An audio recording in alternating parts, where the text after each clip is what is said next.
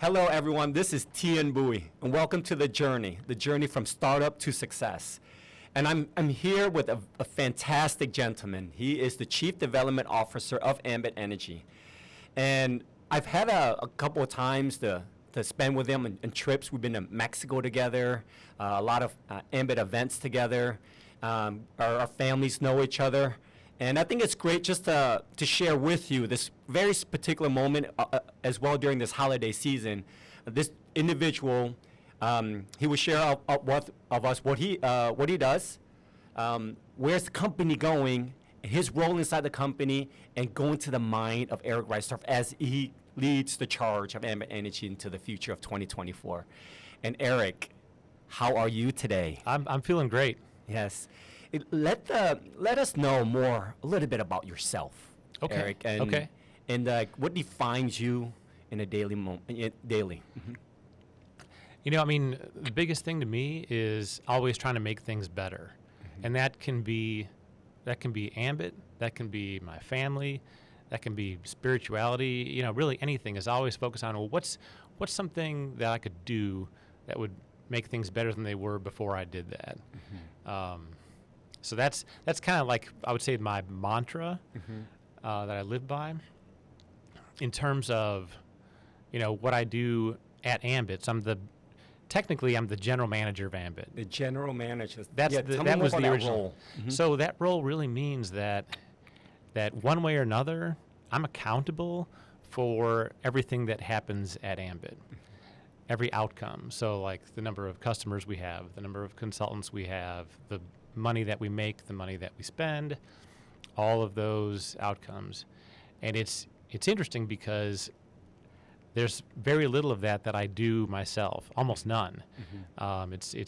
There's a team, there's my own team at Ambit within Vistra, but then there's a number of organizations outside of Vistra that participate as well, like on the marketing side, customer service, bad debt, the management of credit and collections, customer success, which is like customer retention.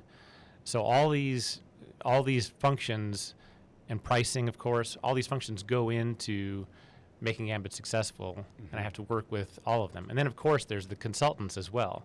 They're the biggest part of this because we wouldn't have a customer without the consultants. Look at that. And walk us through, like as a GM, walk us through a day of Eric Reisdorf in Ambit. Sure.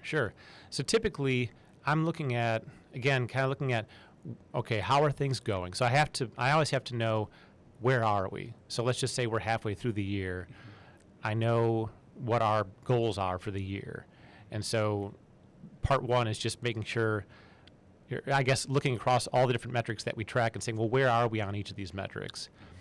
And if there's a metric that we're tracking behind on, let's say, we can look at the ones where we're tracking ahead and say, well, what trade-offs could we make? What are our different options for getting us back on track? Mm-hmm. And so it might be, we're slightly ahead on how much money we've made so far in the year, but maybe we're slightly behind on how many new customers we have. Mm-hmm. And so you could say, well, this is kind of oversimplification, but you could say, well, why don't we take some of what we've earned and invest that into growth? So that might be in the form of a promotion or something like that we'll run with the consultants, where it's more money than we would typically spend, but it's, again, to get some metric back on track. And so again, that's kind of high level. Then one level below that, it's really checking in with all the different support organizations to make sure, the next initiatives are all on track and that we're all in agreement on, okay, we're going to do this by this time, we're going to do this by this time. And then in a lot of cases, it's working with these teams to actually decide what to do next. Because in some cases, it's like, well, the first example I gave was an oversimplification. There's other ones where it's more complicated. Like, let's just say in a given month, customer losses are starting to tick up a little bit. And you're like, hey, these are, something to keep an eye on. If this were to get worse, what are our options? What should we do about this?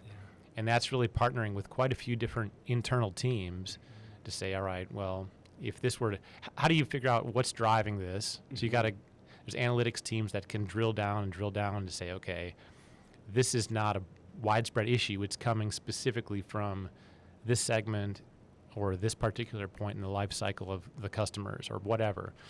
And then that informs, okay, based on that, then here are some things that we could try to, again, to get customer retention back on track, as an example. Look at that. And then, of course, it's, you know, with my own team, just staying in touch with everybody. Part of it, of course, is, as I've referred, is the work that's happening, but also the personal development. And that's personal development and recognition is a big part of what we do. And we don't, you know, we don't overdo it. It doesn't feel forced or sappy or any of that. But I think we do it to a healthy amount, where it's people feel recognized for the hard work that they do, and they feel like they're, you know, getting out of their careers what they want to, which is important.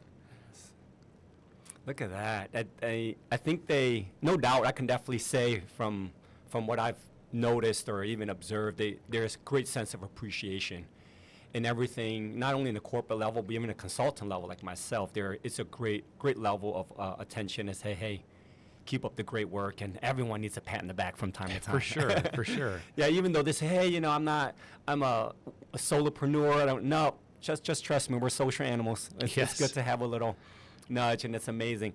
And Eric, I mean, I want to take you back to the time when, maybe you can share with us your feeling, your thought, the time when you were announced to yourself, notified that you were going to be the GM of Ambit Energy. Can you just tell us how what happened, that moment, how it felt like, and, you know, what you see like? You know, when it was first proposed to me, at that time I was pretty comfortable in my role within Value-Based Brands, which, you know, oversees 3 of the other retail brands within Vistra. And so we had built For Change up by the, you know, from really nothing up to, you know, 180,000 customers. We had added, and that included adding the Express brand, again, starting from scratch, and then purchasing the Veteran brand. And I was running quite a few functions within Value-Based Brands, and it was on a good growth trajectory, good profitability trajectory, and I really felt comfortable, you know. So then this opportunity came along, and, you know, I had to think about it for a while and make sure I really understood what was being asked of this position. Oh yeah, it's a tremendous responsibility. Because, you know, to step outside of, and this is something we ask of consultants all the time, is to step outside of your comfort zone. And that's what this was for me. It was a big step. And, you know, it was a bigger team. And then, of course, thousands of consultants. And as you know, there's a very wide variety of personalities and, you know, it's very wide variety within the consultants. I was like, okay, this is, and then it's a big business. I mean, Ambit itself is a bigger business than Value-Based Brands. It's about, in most ways of measuring, it's 2 to 3 times, whether it's customer count or EBITDA. That's roughly what it is. And you've got the out of state, by that I mean out of Texas aspect of it as well, which makes it more complicated. In fact, Ambit is the only brand within Vistra that operates in Texas and out of Texas. Every other brand is one or the other. So I was like, okay, this is pretty complicated, challenging, and it's not like I needed a job. I had a good job that I was comfortable in. And so, you know, initially it was this feeling of, you know, can I be successful in this? How badly do I want this big of a challenge? And I talked to Eileen about it.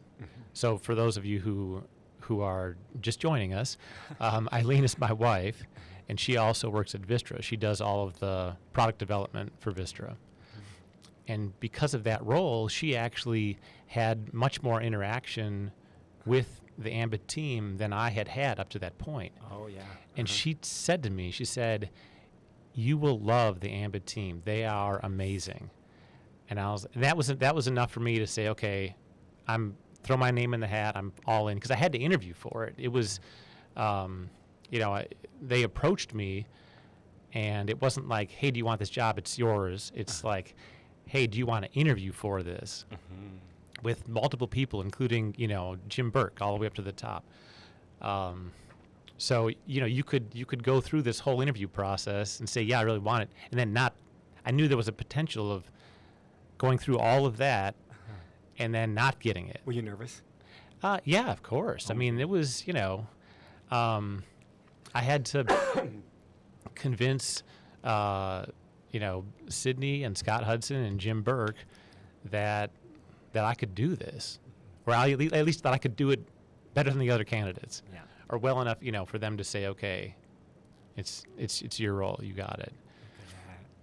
But yeah, so no, I definitely prepared for each one of those interviews, and it was, I had an advantage over the other candidates because I had studied this industry very deeply more than 10 years ago.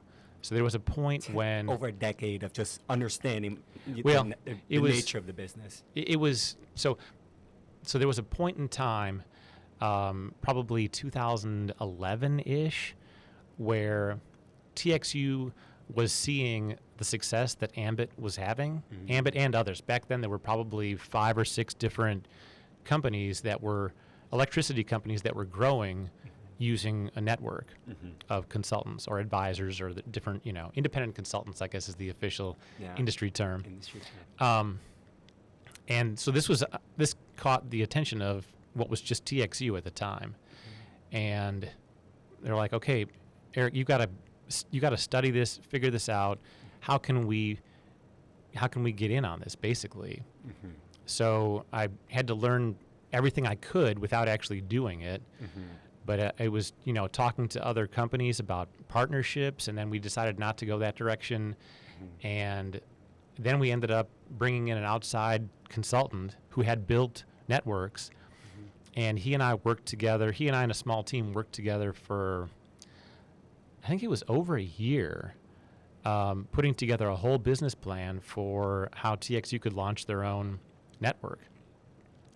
But so that helped in terms of getting ready for this position. But the other thing I just want to add for this particular audience is that in all of that studying that I did, which involved, profiling all these 5 or 6 different companies that we would be competing against and trying to be like, there's no question that Ambit was like column 1, company we most preferred was Ambit. Then the other ones were like, okay, we can learn something from all of them, but the one that was doing the best, no matter how we looked at it, was Ambit. What was the secret sauce? What was like the X factor you saw in Ambit that was like, whoa, this is it? I mean, all of them, I'm sure had their resume up very beautifully and is very attractive.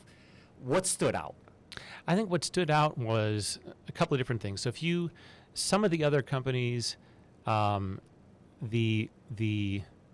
if you go to the other end of the spectrum of like Ambit was the best and these ones are the worst, the ones that were the worst, the network was kind of a sideshow is the wrong word, but it was like not the priority.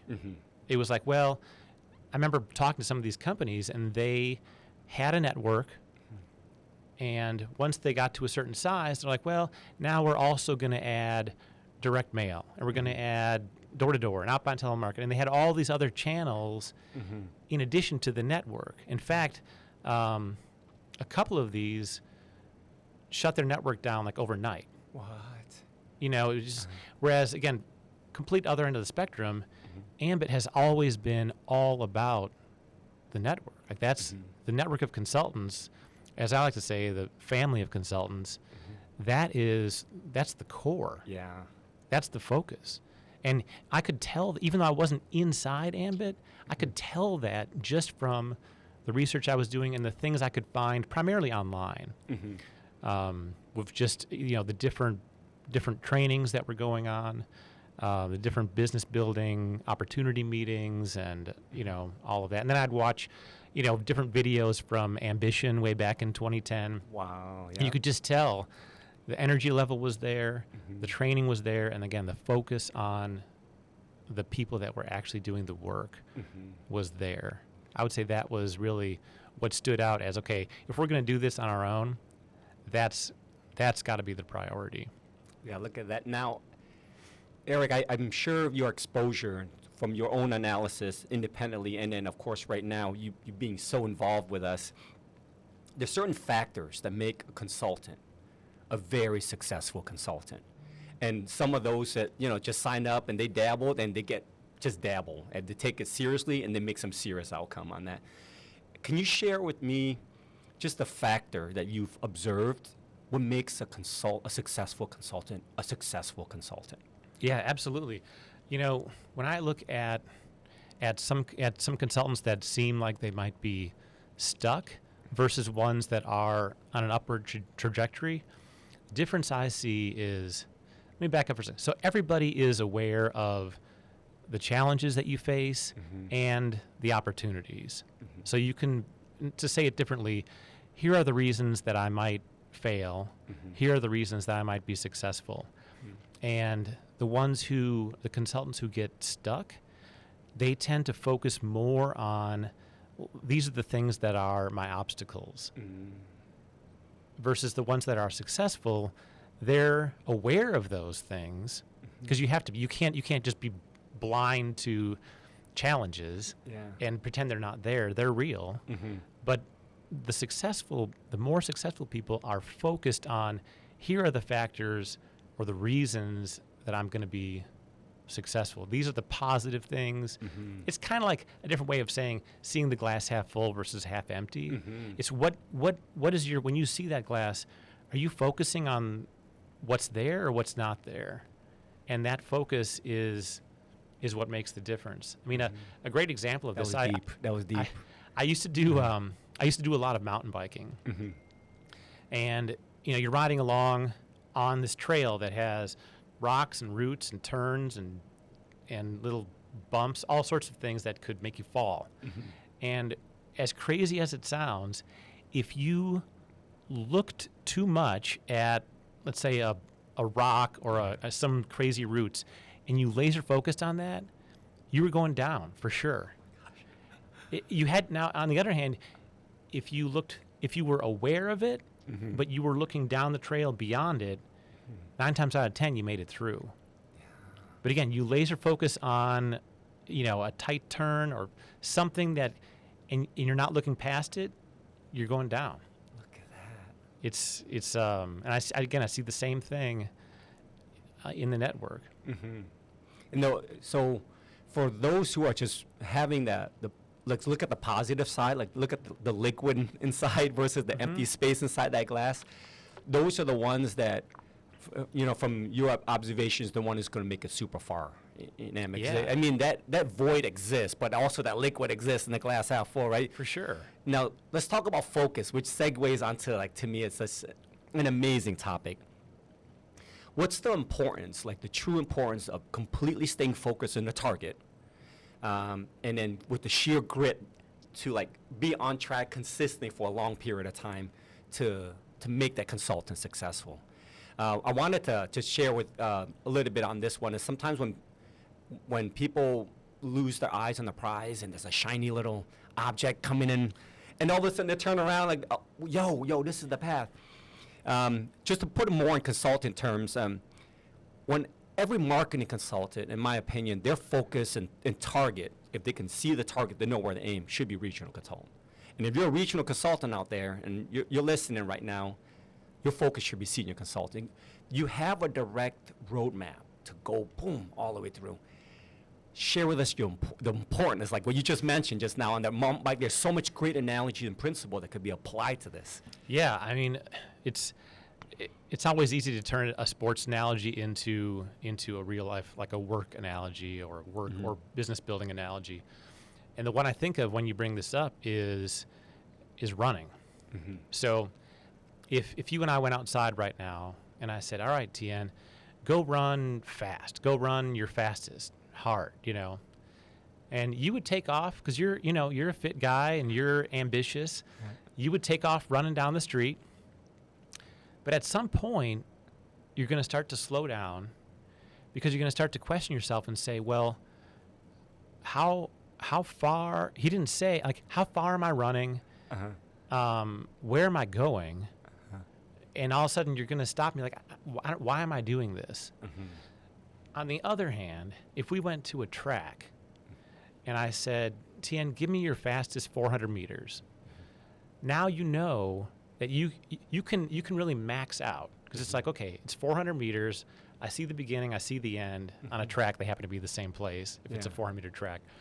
But you can max out your effort because you know it's not endless. Yeah.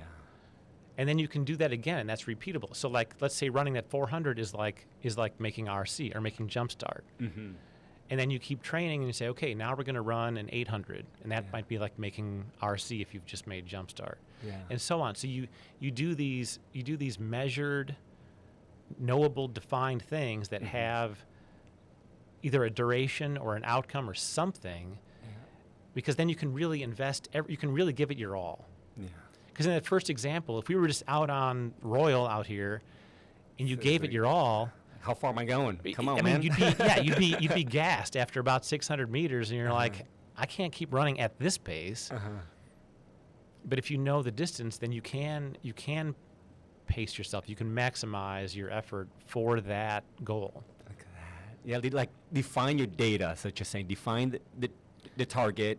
Here's the data to get it, and then miniature, like one step at a time, almost, right? Kind of. Pretty much, yeah. I mean, because if you were to say, okay, brand new consultant, you got to get to national consultant. They're like, I don't even know. I gotta, I gotta get to Jumpstart. I gotta get a customer. Yeah. So it really is just defining those pieces, and that's really what we tried to improve with the new compensation plan. Again, not to make a sales pitch out of that, but it really was. Even when we were out at Ambit on the road, when I would speak, I made sure I included these details of like, look, if you are here tonight as a guest, the most important next thing for you to do is join. One, you can't get anywhere without joining, so you've got to join. But then you've got to get Jumpstart. And once you get Jumpstart, whether it's Jumpstart 1, 2, or 3, at that point, you've made more money than you invested, so you're ahead. Yes. You can walk away at that point, but you probably won't because now you've got cab after Jumpstart. So you get a couple of customers after Jumpstart, you've made $500. You're halfway to 1,000. Again, if you think about these goals, you're like, okay, 500. That's something worth talking about. Yeah. And it's enough for you to keep going, get yourself to 1,000. 1,000 is really worth talking about. Yes. I mean, in fact, 1,000 is where your friends are going to start asking you questions. You don't have to tell them. They're going to ask you like, hey, I noticed, something's a little different.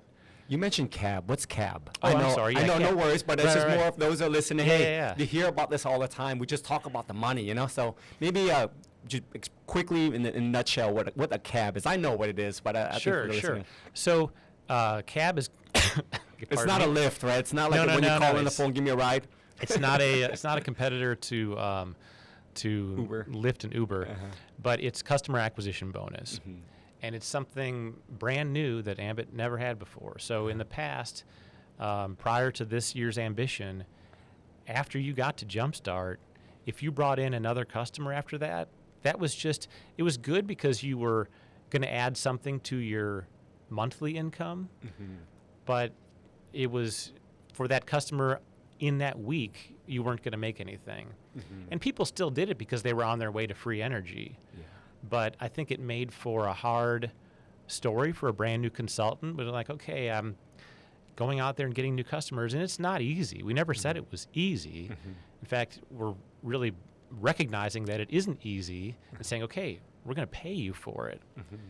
So one, it it gives you much more income earlier as a new consultant and puts you in a more confident mindset to be able to tell someone else the reality of what you just did and the fact that they could do it too.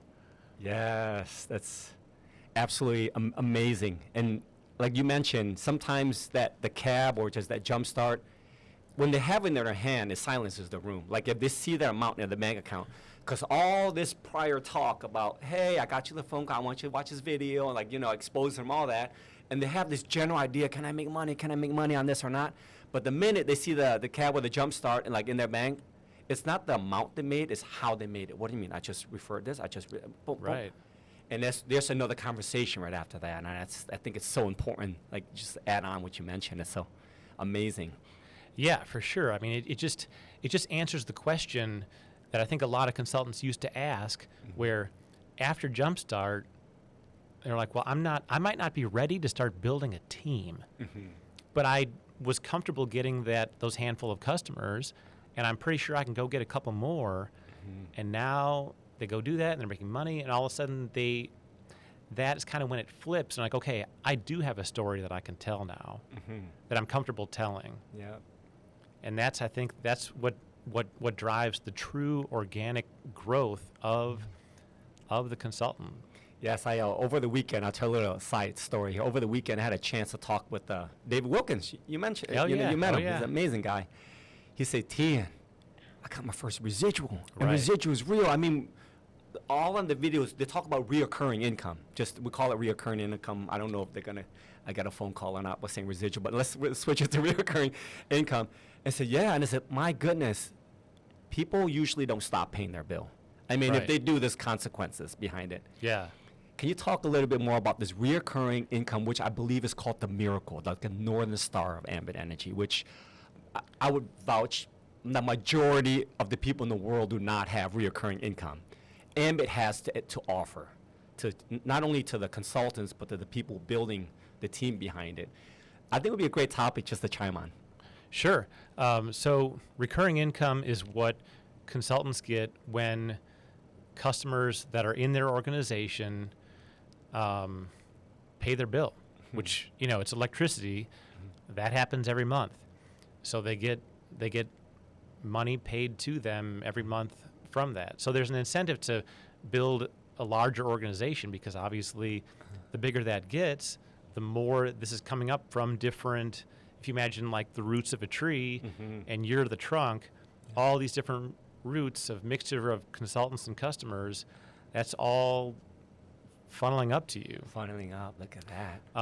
So obviously you're making jumpstart bonuses along the way. I mean, when new consultants get their jumpstart, there's the payments that go out at the same time. Yeah, they're the chunky ones. To right? the Like, upline. Yeah. And that's fun to get along the way, and it helps you on your path to regional, senior, executive, eventually national. But to your point, the ultimate goal really is that monthly income, because that's going to come in if you decide to go on a vacation or take a break. And again, don't get me wrong here, I'm not like selling vacations like, hey, if you do Ambit, you can go on a million vacations. But if you go on a vacation, the consultant gathering bonuses that you get, or what you get when a consultant triggers their bonuses, those tend to pause a little bit. But the monthly income, that keeps coming in because you've got customers paying their bills. And that's really, when you talk about business building, I'm building a business, that's really where your focus should be when you are at that stage of your consultant journey. There's your focus should change as you are moving along the way. Initially, it's I need to get a few customers. Then it's I need to teach other people how to do this. Then it's I need to build a team. And then eventually it is I need to figure out how to maximize my monthly income and have that be something I can count on for years. And it takes maintenance. I mean, it's kind of like farming in a way where you can't just walk away and just throw the seed. Just throw the seed and walk away and never do anything. So there's some maintenance, of course, because customers customers do come and go. I'm not going to lie. But ultimately, if you have a big customer base underneath you, you're going to have good income off of that. Look at that. Now, Ambit Energy in itself offers a fantastic opportunity for entrepreneurs to jump on and see where this road leads, see the life for them. And a lot of them, even though they have a great realistic, optimistic spirit, they think that there's going to be a paved road, there's going to be rose petals on top, the birds going to be chirping, rainbows, and everyone's going to be like fanning them with palm leaves and all that. That's not the case. I mean, I'm going to just blast it out there. That's not the case. There will be some grit and some challenges, and I can't emphasize that even more, not just in the business world, but just in life in general. Now, earlier in our conversation, you mentioned about constantly improving. It's an amazing, that's the great spirit behind it. I want to, maybe you can share with me the attitude new consultants or existing consultants can have towards the challenges that's there. Let's really get the birds chirping and the things that out there, even though they envision that naturally, the realistic truth behind it will be almost like a mountain to climb. And can you share, I'm sure you do it in your personal life, but what you see in consultants have really pushed it over the proper attitude towards challenges, and how can they implement it to be a better consultant?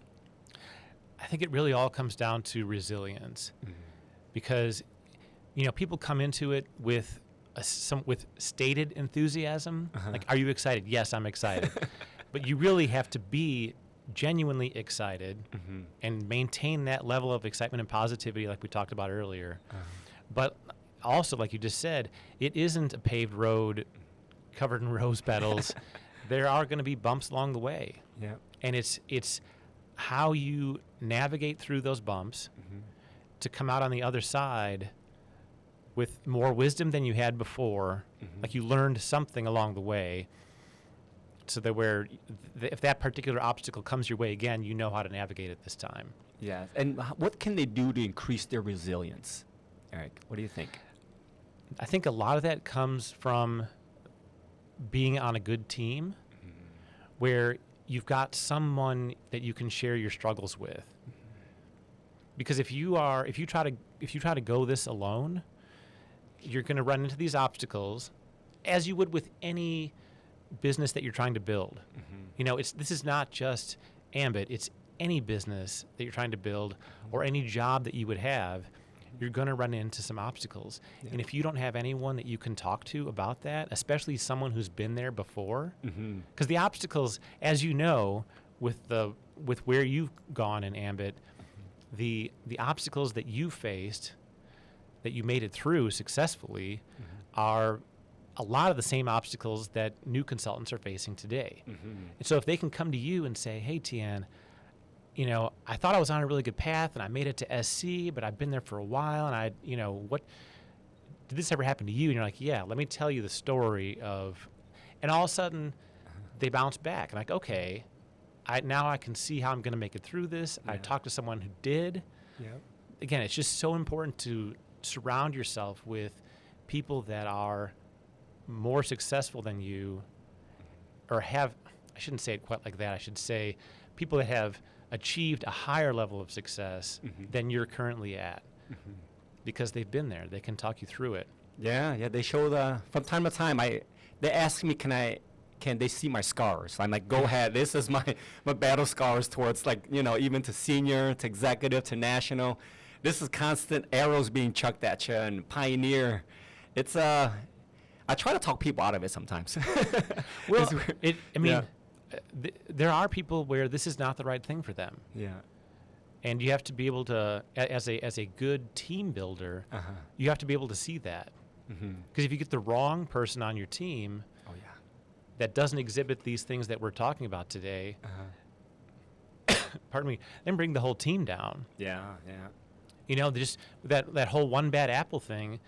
It's true. The reason that saying has been around for hundreds of years is because it's true. Oh, I was about to say, hell yeah.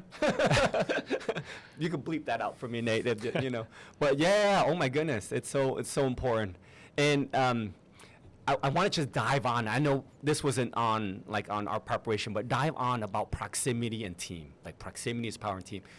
Right in the beginning, you talk about you're the GM. You have this massive team that just really gives you this data to make almost a genius algorithmic decision on where the company is going. So, how important is to have those people who are on the same tenacity of success you are, on the same level, everything. Just maybe talk more about the team aspect of it. Well, sure. I mean, I think you raised a good point that everyone has to be equally invested in an outcome, because you can't spend every minute of every day with every person on the team to make sure that that's going to happen.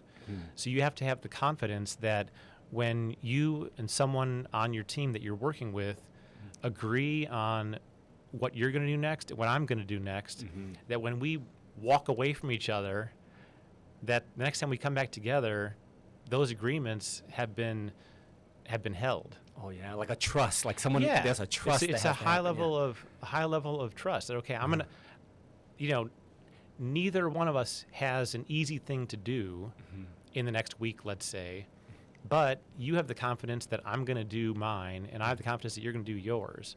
I think that's critical, and that's critical within the walls of Vistra, on all the different teams that support the Ambit consultants and their customers, but also within the consultant network as well, where someone comes and talks to you and say, hey, TN, how do I get from RC to SC? And you lay out a path with them and say, I'm going to check in with you every week or whatever the frequency is that you decide. You need to be confident that next time you come back and talk to that person, that they will have done those things. Yeah. Because you're going to go have that same conversation with another RC who's trying to make SC. Or another one. I mean, it's, you can't spend all your time with one person. So it's that trust is absolutely critical. Yeah, run with runners, that's for sure. And this is kind of a curiosity more than anything. You did this fantastic called the Ambit Tour. I mean, you went from practically traveled the globe. Yeah. And I want to say thank you to, during this opportunity, say thank you for visiting Ohio. I mean, Ohio was just a slam dunk for me, and it's just an amazing time. Well, you put on an amazing BP. We came back and said that was in so many ways, that was one of the best BPs I've ever been to. It was really, it had, if you think of like the recipe for something you're going to bake, and you think of all the ingredients, that BP that you put together had all the right ingredients. I appreciate it. It had a great energy level, great attendance. It just, everything about it was like, that's exactly how that should be. It was, I mean, we almost need to like make that kind of the model for other BPs need to be, especially in areas where we're trying to build, like Ohio and, Lubbock, the BPs have started like that. That recipe that you've got is a killer. It's awesome. Yeah. And it had a great outcome. I mean, we signed up quite a few consultants that night. Yes. I think I officially had the last one of the night at 1:30 in the morning. Finally, the last person, they agreed, and then the next day they actually did sign up. The CC number. But it came through the very next day. Like we knew exactly who it was, and we saw their C number. Yes. But it was a 90-minute discussion of, so many questions, because Ambit isn't that well known in Ohio yet. Nope. And so this guy had a whole bunch of questions. He liked what he saw, but really wanted, So I sat there with him and answered every question he had, and sure enough, he signed up. Awesome. And a big shout to Big Mike right here. Big Mike, I mean, I think last week Sylvia and Mike had a fantastic. I saw that and on amazing. Facebook. Yeah. So keep really up the good. great work if you're listening there, Mike. Yeah. Is your current building in Ohio, is that the first time you've built outside of Texas? No. Okay. No. We of course cultures are different now than it was before. We launched Indiana. Oh, okay. Indiana Gas, and it was the most, I would say, how can I put it? The golden years. It was just fantastic. It was a lot of work, A lot of work, a lot Right. of sacrifice on there. I mean, it was well worth it. That's where, when Indiana opened up, I'll tell you this quick story. I don't know before we got launched in there. Jerry gave me the yellow jacket, and the same kickoff at the time was they announced open of Indiana. Okay. And I said, well, I wouldn't mind tapping into, but you think about it, but my main source was here in Texas. Everything was here in Texas. My 20% always innovate. And I had a buddy of mine, I remember we had a conversation, but months ago, he mentioned something about Indiana, and I called him up, and I said, hey, Ryan, you mentioned something about Indiana. We were in Buffalo Wild Wings. We're popping a beer. And he goes, yeah, my brothers. And then he's not going to do it. And he kind of blew it off. And the most important thing out of the conversation was the name of the school those brothers working at. So I Googled it. And this is where you'll see the tenacity come in. And I'm proud of myself. Like, I didn't believe I had it in me, right? Called the school up and said, hey, I don't, if can I speak to whoever the administrator is? My goal is to help you save money on gas. And lo and behold, we were saving money on gas. Before, the administrator signed up, I just want to let you know, in full disclosure, every time you pay the bill, I'm going to get a sliver of it. And we can create a system where you could benefit from it too, as a commission, as a consultant as well, if you want to. And it goes, what, for real? And then Alex signed up. Alex and Amber made over $1 million. I think this year they might be at the $5 million. Got their mom in that made over $1 million, and I think she's getting her $5 million as well this year in this purple jacket, which trickled down to like Jake Hughes, to Eric Luca, and all that. And we had this quarterly training. And Jill and I were looking back at the pictures. We had 200, 300 at the training. Oh, my gosh. And it was just on, and everyone's just completely on fire. Yeah. And that was, just to answer your question, Indiana was the other one. But we went digital as fast as we could Right. at the time. And now we want to hit it harder because after COVID, it's almost like a push towards everything towards digital. And I want to continue with that path, kind of go where the market's going, the attention's going. That's true value now is attention. Yeah, It's funny that when you said it was really hard work and tons of sacrifice. Mm-hmm. And I'm glad that you acknowledged that, because I have had people tell me who came in years ago, I built this huge business and it was really hard, and I was doing this, 4 hours a day, and I was, driving every day to somewhere else and presenting and also, and like, and now my business isn't as big as it used to be. What's wrong? And I'm like, you just told me. Like, you just told me. Because I was like, well, what are you doing right now? And like, well, I was counting on, and like, look at what you said you used to do to build that. And it was a tremendous amount of work. Yeah. But they built something huge. Mm-hmm. And, excuse me, now they're not, they've kind of sat down, as Daryl would say, and they're wondering why there's a decline. It's I know. You got to wake up to reality. But it is hard work. But you talk about these people making $1 million and $5 million. I mean, Oh yeah, there was total 9 millionaires that came out of that one leg alone. And Jamal hit it as well, Last Ambition, which I gave him a big hug because I remember him as marketing consultant. Wow. Yeah, and now Chester Heather's coming up, so I think he might make it this year. And we're all really close friends because once you struggle together and you build a life together, there's a certain unique bond. Right, when you work that hard. Yeah, that's just, and see their lives change. And Jill and I mean, at the end of the day, we're so grateful for Ambit. It changed our lives, no doubt. Mm-hmm. But the true happiness, I believe, that if people ask me, am I happy? Like, no, let's stay productive. Let's help people, serve. And when you help people and serve people, happiness naturally comes. And if I don't help people and serve people, that's when I'm stagnant. That's when, the water's still and it's not drinkable. It's just no one could get, quench their thirst from that one. Right. And we think about it every single day. We have a meeting every morning, and I don't know if I should get into this personal stuff, but in the morning after the kids, or Jill drops them off to school, we sit down and we plan our day by the hour. Who do we want in and who do we want out? Okay, all right, that's fair. And then and we live by this philosophy where I'm glad I made the list today. Oh yeah. Ambit has a big. And we live by this philosophy that we're very conscious about our finite time as a human being, and the most valuable thing we have is our time. And if we give our time and energy to somebody, it's a portion of our life that we'll never get back. Mm-hmm. We embrace it. We know it. It's a core value we live by. Not only that, for our children as well, that we're trying to implement, Yeah. the apple doesn't fall Right, far away from the right, tree. And this, right. we're the tree, you know. Right, and this is right. the apple. So the kids know, like during the day, this is what Dad is doing. He has to check off this, and they'll ask, Dad, you haven't checked this off yet? Like, oh yeah, oh my gosh, you know. And life gets in the way, and just do something every single day. So now seeing the team and seeing all the lives that's changed and the effort putting into it, it gives us such great amount of joy.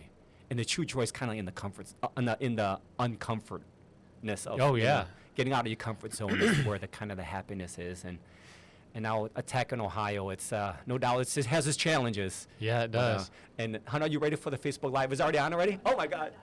Okay, you want to just start it? Yeah. Go into the Ohio. Okay. I want to talk about the Ohio movement. It's called the Ambit Ohio movement. I've hashtagged it. I've blasted out there where I want so much promotion or publicity or advertisement or about Ambit Ohio where people get annoyed. I want them to say, this is just too much. And I want them to start like, if I hear Ohio one more time, but here's the kickoff. Let me tell you the story of how this Ambit worked out. When we got wind of the pricing was very competitive and favorable, Mm-hmm. it was almost an obligation, like a mandatory, like ethical mandatory obligation to go out there and help people save money on their energy bill. In Ohio, I'm talking about Duke Energy, if you're with AEP, First Choice, everything. And I think it was around June. Yes, When, that's right. Yeah, around June time, and I sat my wife down, and I took the two kids as well, and I sat them down in our sitting area, the twins at the time. Eli wasn't home, and I said, I'm going to give it. I'm going to give it the best I can, and so I start studying how it worked. Is there a bill? What the pricings are? Who the competitors? And it was just laser focused. I didn't know what else was happening in the world. And then when the pricing hit, I mean, I went into the joinambit.com. Those who are a consultant, you have your web handle .joinambit.com or your account number .joinambit.com. Punch in the zip code, and the numbers were staggering. And it was over 10% savings. Some places 20% savings. And of course, prices will fluctuate. And I don't want to say a number now, and it'll be like this recording will be watched like it didn't come on the time. It was a jaw-dropping moment. I said, I'm going to commit to this. And every day, I mean, if I wasn't on the phone, my phone didn't ring, I made other people's phone ring. I'm letting them know I'm going to do this. It'd be great if you did it with me. Yeah. But if you decide not to, I want you to know I'm doing it anyway. Right. It'd be great if we did it together. And that was kind of like my mantra. So I called these leaders up and said, I'm attacking Ohio and attacking hard. And there's the reason why. The price, I mean, if you're with any incumbent provider, you have to go with Ambit Energy if you want to Right. save money. Numbers cannot lie. This is objective stuff. It's not trying to measure emotions, not measure happiness. This is, 20 cents is always going to be more than 10 cents. Or 15 cents going to be more than, this is just obvious. And our job, our full responsibility then was how well can we make it known? My marketing strategy is every house has a light switch. And whoever's controlling the light switch and paying that bill, we got to talk to them. So me, Mir, Robert Wuja, a bunch of other people went directly to the real estate area. I'm not even a realtor. I'm not even nothing, but there's these events that there's plumbers there, there's like drywall people, inspectors, there's even like wood, tile people. Sure. And we came in as an Ambit Energy consultants and coming in and said, we want to help people saving the money on the energy bill. Everyone kind of gave us a snicker, how is that feel? Until they saw their bill. I'm just asking them if you could just trust us, just for review the numbers and let the numbers speak for itself. A few of them said yes, and one of it was David Wilkins. Nice. He said yes, and he says, Tian, my sister was complaining about the bill. He didn't use the word complaining. He used a different word, which you guys could understand whether it might be. And I said, yeah, no worries. It happens when people's bills they went up, and it was announced by the state Right. that the price was going up.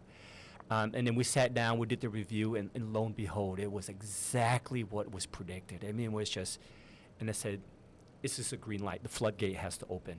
Yep. And then we just went through, and I went every single week. If it wasn't every single week, every other week, 3 times, 4 times a month was very normal. Dedicate our time definitely up there, and there was no sense of like complaint. And I use that same philosophy, you and I. If feel like it or not, we got to do it. Yeah. This has got to do it. Woke up, and my goodness, if we could do a training on Zoom, we did it. If we did a call on that, if it send me a bill, we did it. If I have to call directly to incumbent and make sure why we're, these writer charges you got to hear about, we did it. It was just bam. And then one of my best phone calls I got, and David, if you're listening out there, he got his first residual reoccurring income check. And to me, that was our goal for its ambition, right? Our goal was like once the comp plan was beefed up, our goal is to help people get their reoccurring income faster. Yes, absolutely. And it's happening right here, right now. And to answer Brad and Craddock's question, why should people join Ambit Energy up there or become a customer? One, the whole world wants to save money. The economy's not getting, it's a rough economy out there. Saving money will just increase the cushion of life, right? The financial cushion of life. On top of that, you can also make money. Become an Ambit consultant, and we talk about that cab. And there's so many people want to save money out there, but they don't know about us. So all these hashtags, this podcast that we're on, this everything we can get them on their attention on their phone. They have to know about the Ambit Ohio. I want them not only to like know about it, get annoyed about it, but at the end create a curiosity. What is really truly happening? Go to that website. Go to the local consultant that's there. See the savings and become a customer. Not just only, but electricity. It's gas as well.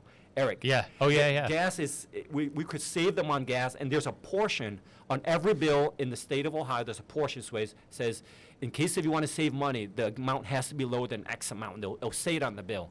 And I guess, I don't know if it's regulatory or not, but I've seen it on every bill so far.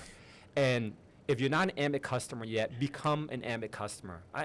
It's almost like if you're my friend, I'm making you do it. If you're my mom and dad, and someone I truly do, I'm making you be an Ambit customer. There's no question. It's a non-negotiable because it's helping you out. If someone's drowning and you're reaching a hand out and he's drowning, grab my hand, bro. Grab my, because I'm helping you and out. I'm glad you brought up the gas part as well, because another big change that was made at Ambition is that now Jumpstart, you can get points in the same household for electric and gas. Yes. Remember, it used to be like dual, like it just counts as one customer. Now it counts as 2. Oh, so you get points for the gas and you get points for electricity, same house. Yeah, so reoccurring income on electricity and on gas. I mean, it's a double slam dunk. It's like bam and bam. And then for all those who are struggling financially that, they can't quit their job, they need a side hustle, Ambit's a perfect side hustle, in my opinion. It's online, internet-based. You don't have to sell any crazy shampoo, product training. This is like, well, it's got expiration date. There's no expiration date with us, at all. There isn't any, it's just got a data entry. To me, it blows my mind why people don't become an Ambit consultant. Like, it truly does. Like, and not only that, when they have it, everyone they know, and then when they don't know, use electricity anyway. Right. Just really just help them. Not even sell marketing. I'm not a salesy. I don't believe in like hard sale. Like, educate them well enough where they make their own decision. Where it's the will factor, the power of free will, the decisions from them to see the benefit and the value. And if they see the value, by all means, they're going to get hooked, especially with free energy. Oh, my Lord. I don't know Ohio. I want someone in Ohio, if you have free energy already, Ambit's going to send you a check, not just 1 month, every single month. You get a check from Ambit Energy on your free. It takes the average of 15 people's bill and credit your bill with it. But again, like you said, Eric, it's just not electricity. It's gas as well. So Yeah. And again, that double, that electricity gas double down is on Jumpstart, it's on cab, and as you mentioned, it's also on the recurring income. So the whole journey, they both count independently and additively along the way. Yes, yeah. And then, I'll share with you something crazy. People think I'm crazy. They said, Tien, you're doing this all for like $1, 25 cents, 50 cents. Like, yep. It is like whatever the comp plan is for each state, out of state. But the recurring income is a great sliver. Just imagine a cake, and you could just eat the crumbs out of that, and it's $1 billion cake, right? A little bit of it is amazing. But guess what? Here's something I hope they see through my eyes, the customer they helped can't not stop paying their bill. And that will constantly come in, and there's compound effect, exponential growth effect that happens if they really build the business right. Right, absolutely. That's why they don't think it's all them. And I'm Right. not out to try to, explain to people why I'm doing what I'm doing. They like it or not. I'm not trying to be on the defense or anything. Or if the team is going to work or not, I'm not, blaming is never a good strategy for business. It's just responsibility, boom, let's go for it. And naturally, for those who are maybe going to see the glass half empty, they'll eventually see it half full. If they see someone with a 7, 8, or 9 really working it, action breeds action. It's just weird. Yep, And I yep. kind of stick my head through the nose and boom, do it. So if you're in Ohio and you're actually paying a Duke Energy bill directly from the incumbent, allow an Ambit consultant, just free analysis. Look at the bill, boom. Or become a customer if you're already like, hey, don't worry about it, I trust you, boom, right? And also, if you're a consultant out there, any person in Ohio who wants an extra side hustle, don't do Uber. I mean, I'm dogging on Uber. Hopefully, they don't like to blast me here, but don't do Uber. They control your time. You got your car's time. Your oil change is not on them. It's on you, by the way. The time, your time, and just for X amount. But with the cab, it could range just between, $25 to $100. I mean, and you could do it within 5 or 10 minutes online. Well, and the thing I always say is, when you're first starting in Ambit, you can keep doing Uber, but eventually you're going to realize with Uber, when you park your car, you're not making anything. You're making absolutely zero. In fact, you're losing money because your car is depreciating while you're sitting on the couch. So you're actually losing money on your only investment, which is your car. But in Ambit, you're, obviously all the work that you do, the customers you bring in, you get paid directly for those. But again, the recurring income, you're not going to find that with these other side hustles. So if you have one now, fine, keep it while you build Ambit, but at some point it's going to flip. You're going to say, you know what, I need to double down on Ambit. Yeah, we're not asking anyone to do anything more, just do something different. And during that time, and I always say, instead of like blasting out, binging on cops or suits or whatever they're binging on, use that time to really build a better life for themselves. I think it's good, and it's a decision they got to make. So that's my section of Ohio. I always get passionate about it. I know Well, Ohio looks, so we do a lot of analysis to study the different states that we market in and what's the environment there like. And it's a combination of what are the utilities pricing at, what's our wholesale price look like, and what's the regulatory environment. So, like Connecticut, as an example, had a terrible regulatory environment, and we had to exit. But the flip side, like you take a place like Ohio, that looks amazing on all fronts, and it looks amazing as far out as our models, as far out as we can see. Ohio looks like it's going to be hot. Oh yeah, it is. It is hot. Yeah. It's I'm glad you're doing what you're doing, and I'm happy for your team and all the folks that are building there. I've seen like Sylvia and her team and the people that she works with. Yeah. They had a great BP last week. Yeah, shout out to Sylvia and shout out to Big Mike. Continue the great work. You guys gonna and Big Mike for sure. I see him. Oh yeah, he's amazing. And, Ohio is so exciting, but we almost forgot about Lubbock. Lubbock, yes. Lubbock. So we've got BPs going on in Lubbock already. They're every Thursday night. They started the first Thursday after Thanksgiving, and now we've got a handful of people out there who live there who are building. So they're building. I think one of them just last week already made RC. Again, we've only had 3 BPs, and I think they've already made RC. Last I heard. So we're gearing up, continuing to build. Pre-build is what I would say. People can start switching to Ambit or choosing Ambit on January 5th. Sure, on January 5th. So we're going to continue running these BPs. Every single one of them, we've got someone from, at least one person from corporate out there as well. And we've got field leaders from the rest of Texas coming in as well. So they're kind of alternating to just again to give that energy Yeah. and that excitement and the testimonials, all those components that you had in spades at that Ohio BP that I was at, they're replicating that in Lubbock, and Look it's at that. again they're getting really good traction. Yeah. And again, the important thing is we've got people who are building and promoting who live there. Like that's You can call them anytime. so important. Yeah, help and support. I mean, obviously, anyone who wants to go there and build, that's fantastic. But it's key to have people who live there, so that when the people who don't live there go back home to keep, working on the business that they had in their home area, that the growth keeps happening. Yes. Yeah, that's vital important. All right. Was there anything else that wanted to add there? Subtract? Thumbs up? All right. That was it. I'm glad we got the slip that one in Yeah, there. heck yeah, it's gonna be awesome. Yeah, it's going to be super awesome. Cannot wait. Did I tell you, I got called by the Young Catholic Professional, which is the only second person in Ambit done the first one was Jerry Thompson, and the second one for a Cincinnati chapter.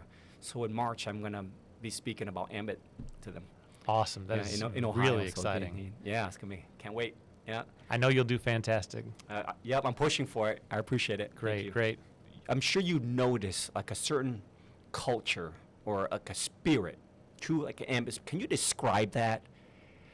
Like what you noted during your major tour. I mean, you went to every corner of the globe, in my opinion, on that one, and you came back, and there's a lot of data, or you can dissect, analyze, and you crunch it up. Maybe share with us your experience on the culture you sense in Ambit Energy, and I think everyone needs to know about it because it's amazing. Well, I mean, the culture is really kind of a culmination of everything we've been talking about today, across the positivity, the love of teams, and the realizing how important it is to have the team concept versus trying to go it alone or do your own thing. Again, your BP was a great example of that because you had quite a few different teams represented there.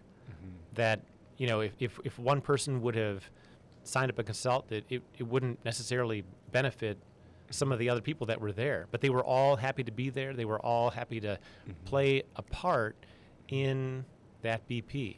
They all, so again, just the teams concept is, so at positivity teams, and then just the energy level.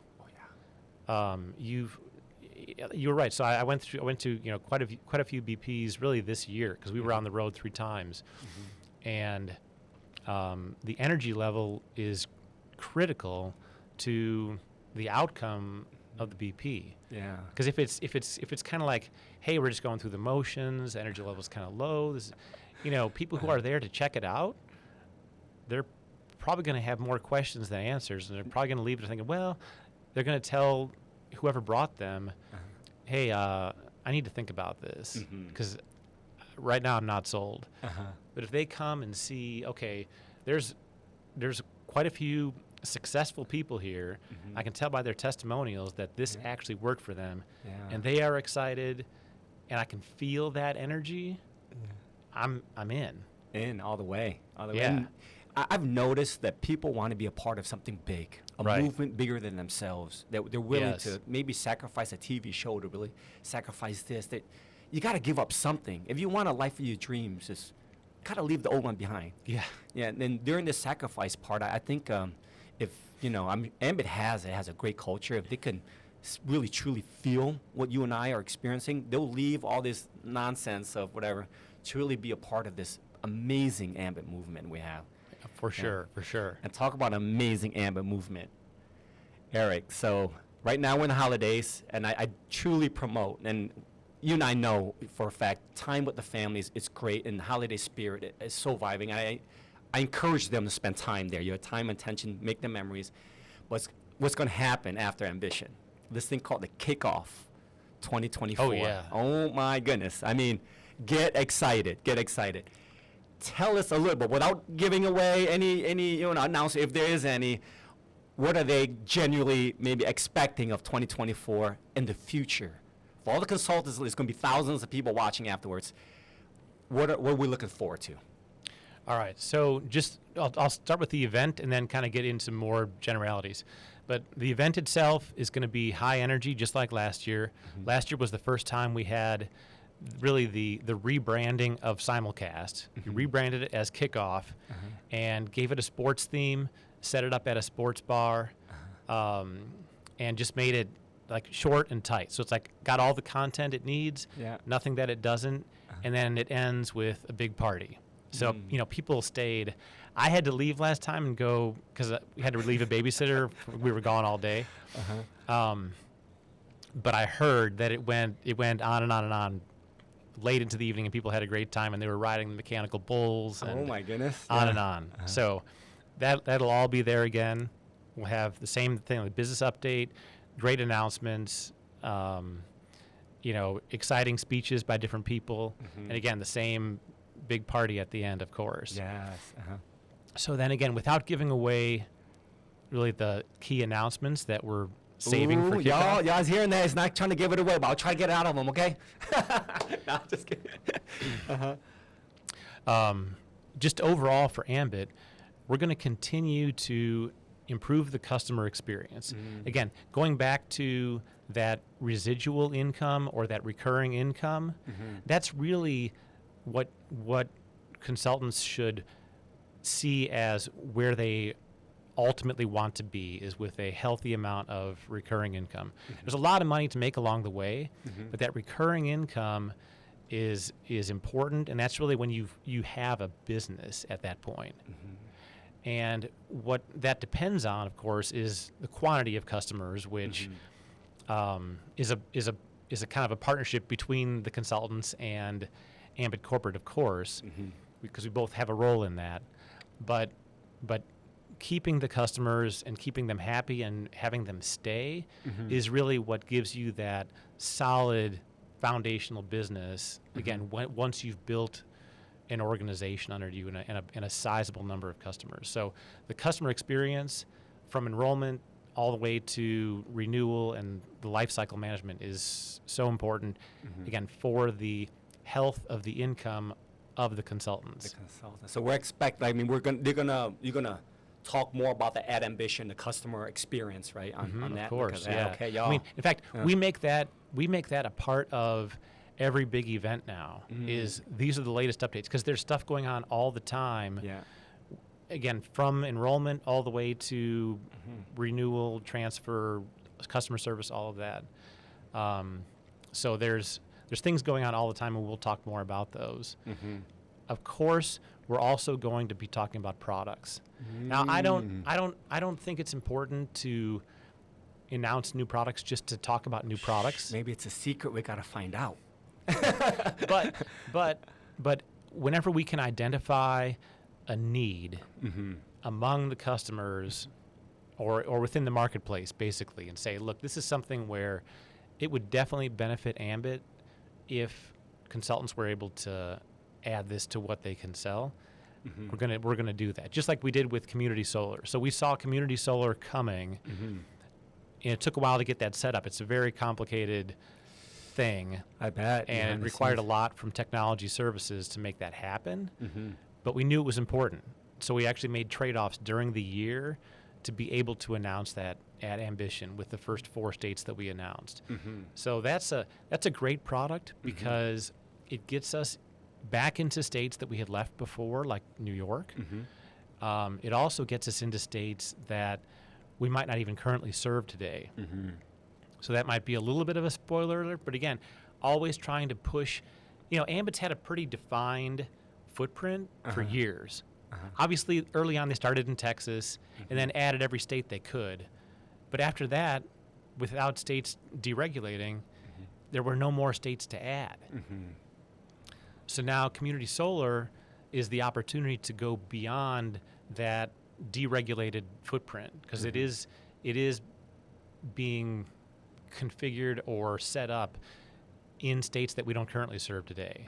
So that's something that we're working on. We're excited about that. Look at that. But also other products in states that we currently serve, where there's a customer need today that's unmet by Ambit, and it's met by maybe some other retailers, and we want to make sure that we're at least on equal footing with them, or even leapfrog them with a better version of whatever they're selling. Look at that. Oh my goodness. No. Now, last year after kickoff, it's an amazing event. It's almost sometimes like a family reunion. We're meeting it up there, and there were some that had the idea of signing up and they didn't. And after we talked about it, there's a major sense of FOMO. Like I regret not going or not signing up. I mean, now of course they can stream it as well. So if they can't make it physically here, they also have the ability to. I want to talk about a FOMO, and this is a real FOMO, like where if you're watching us right now and you have this, you're on the fence, should I not? Some of them financially was it was a backstab. If they're going to do Ambit and really going to build this business, I believe this should sign up for kickoff 2024. Not only have their entire team sign up for 2024, promote it like nobody's business. I want to promote it bigger than the Super Bowl, honestly, right? The FOMO, I want them to just to feel it. They felt it last year, but I want them to remember how it felt like they missed out. Can you confirm this major FOMO? Oh yeah. I mean, let me confirm it with an example. Okay. Try to just imagine in your head. Okay, imagine y'all. Imagine this scenario experienced two different ways. So the first one is you're watching on your computer on a little 9-inch screen, and you see a speech ending, and you see everybody stand up and start cheering, and you see a bunch of confetti falling from the ceiling. Now, so you picture how that feels, okay? It feels like pretty good, pretty exciting. But now, that same scenario, you're in the middle of that.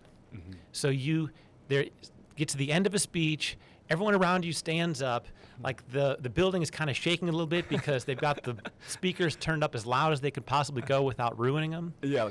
And then Glass confetti breaking. is falling all over the place. In fact, it's so much that it's like the floor is getting slippery because it's so much confetti. And everyone is cheering, and everyone's dressed in their favorite sportswear, so you don't have to feel like, what is it, confined by a suit or too formal. It's like, no. We are here to raise the roof, and you want to be in the building when that roof is being raised, not watching it on a 9-inch screen from your house. Like that's, to me, if you don't feel the FOMO, trying to picture that same event, viewing it two different ways, you got to be there. You got to be there. Now, there was last year, and of course I can't, I want to be respectful with some discrete information here. There was last year a great financial incentive for those who attended. And you don't have to give this away. I mean, just say, Tian, I plead the fifth or something. Will there be a financial incentive for those registered either online or in person kickoff 2024? Let me just say that Daryl and I are always working on what is the next best thing to keep fueling the momentum and fueling the energy. And so, I definitely don't see why that wouldn't be on the table. And I don't want to give anything away, of course, but let me just say it this way: it worked really well last year. Wow. Okay, I'm gonna repeat that. It worked really well last year. So in other words, I think they're having in mind to do it again this year. Now, there's one other thing here on the side. As we're wrapping this up, I wanted to ask you if there's any particular message from Eric Reisdorf. But before we wrap this, sorry about that. We got that in there? Okay. Before we wrap this up, y'all, I'm going to launch something. And I want everyone to be on board. You, like everyone to be on board. All right. I'm going to name it called the Kickoff Sound Off. So I like the it. Kickoff I like it Sound already. Off. Now, the Kickoff Sound Off, we won't launch it yet until the first or second week of January. That sounds great. Yeah. Yep. I can't tell you what it is yet, but there's going to be a major collaboration. Okay. And I'm going to put some names on blast, though. I'm going to call them out. All right. So, yeah, if I see them on, Facebook putting a reel, I'm going to blast them, too. So we don't know what it is, but maybe you can give them a quick teaser. You're going to? Yeah, give them a quick teaser. Well, I mean, just this is your thing. Okay, I'm up for it. Whatever it is, I'm up for it. Okay. Well, stay tuned. This is your brainchild. Yes. Stay tuned. So, the kickoff sound off. What is it? We don't know yet. So stay Maybe you tuned. could say like what it's going to be like. Like it'll be similar to. Well, no, let's Is that not too give much? that. That would be, All right, that would all be right. like giving it completely Okay, all away. right, all I right, mean, all this right. is like a trailer, and we already gave him like Thanos died. Like yo, we don't let tell everyone Thanos died yet, right? At the end Got of it. the All movie. right, all right. All right. Well, anyway, we'll That's put it fair. aside. So I'll beat on the table a little bit there. Oh my goodness. So I'm going to wrap this up on this podcast, and it's been such an amazing, enriching. It's like really enriching podcast. And if there is a message from Eric, like Reisdorf, a principle, like a quote or like a DNA. I'm talking about great to like ancestry.com type of like that you could share that has been such a positive motivation, spirit, principle that you've already living, share to the world. I know, I went too deep on that. Yeah, I one was like, there. wow, DNA, man. Yeah. Hold on, give me a. Like a final message. I'll give you a couple minutes. You could take a swig of that water. No, I've got one, and this is really more geared toward the people that have teams or are building teams, which really ultimately should be everybody at some point. But the key is we talked about enthusiasm and positivity and resilience, all these key factors that are part of the recipe to being a successful consultant.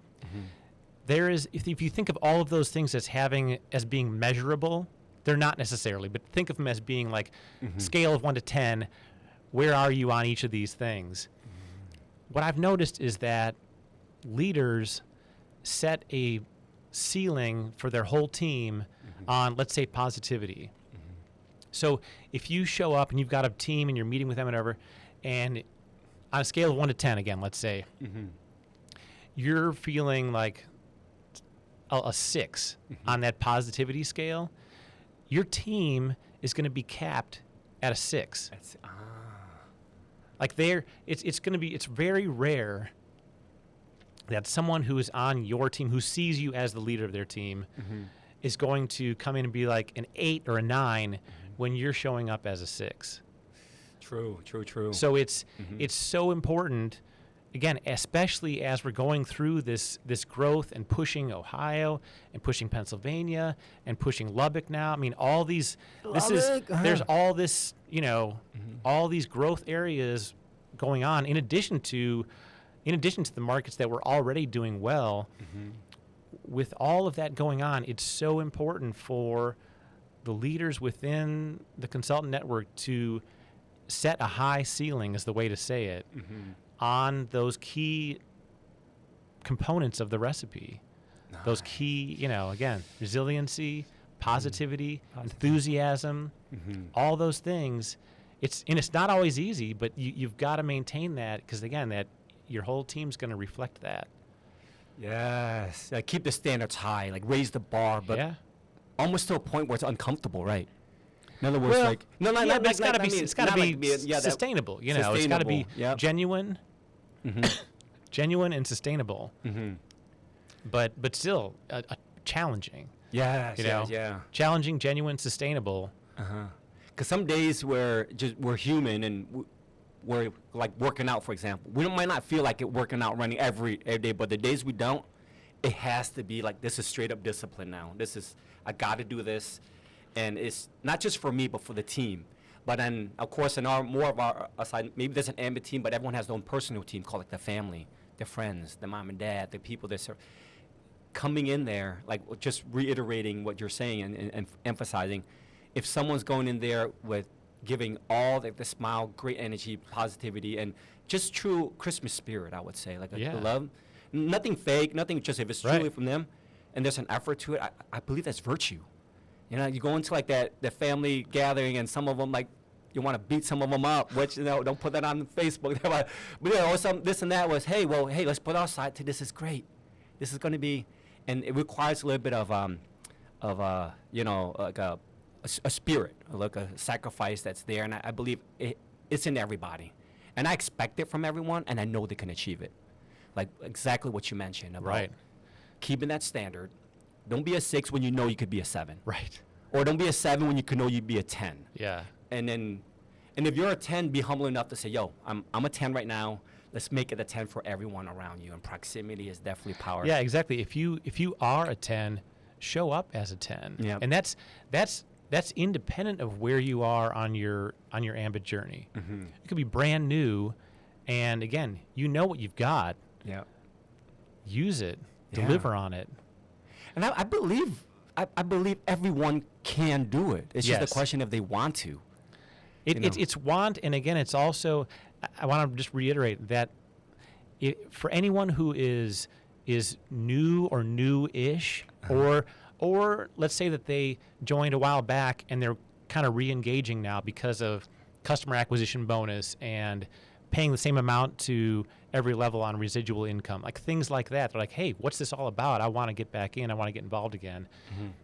Find a team and make sure that you are part of a team. Mm-hmm. Again, you can't be hanging out there alone and do really well. Mm-hmm. I firmly believe, again, going back to like the resilience and challenging things that it's going to happen. Yep. I can't sit here and say, no, it's going to be fine. It's going to be easy. It's not. Uh-huh. But the rewards are amazing. So you've got to be engaged with a team, helping out. They'll help you out. It's a give and take thing. Mm-hmm. But help out at someone else's BP. Mm-hmm. And then, just, I know I'm saying it 12 different ways. I know, it's good. The 12 different ways of Christmas, but the 12 different ways of getting involved in a team. But again, it's super important. Stay engaged on social media.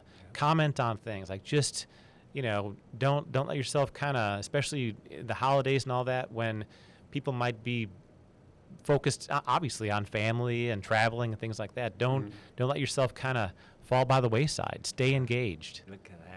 Guys, you heard it from Eric Reisdorf himself. This is real.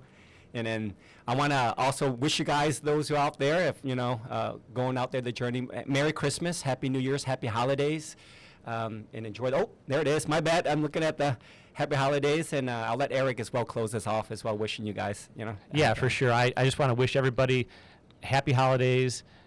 People celebrate different things. Merry Christmas if you celebrate that, and everyone can enjoy a Happy New Year, of course. We'll see you next year, definitely at Kickoff 2024. Can't wait.